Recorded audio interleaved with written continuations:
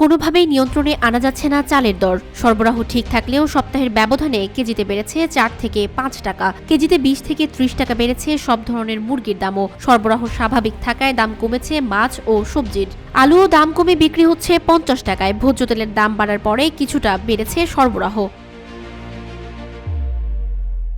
ভরা আমনের মৌসুম, তবুও চালের দাম নিয়ন্ত্রণে নেই। সাপ্লাই চেইনেও নেই কোনো ঘাটতি। গেল কয়েক সপ্তাহ ধরেই ক্রেতাদের মিনিকেট ও আটাশ চাল কিনতে বাড়তি গুনতে হচ্ছে 4-5 টাকা। তবে বৈশাখের নতুন চাল বাজারে আসলে দাম কমার আভাস দিলেন বিক্রেতারা।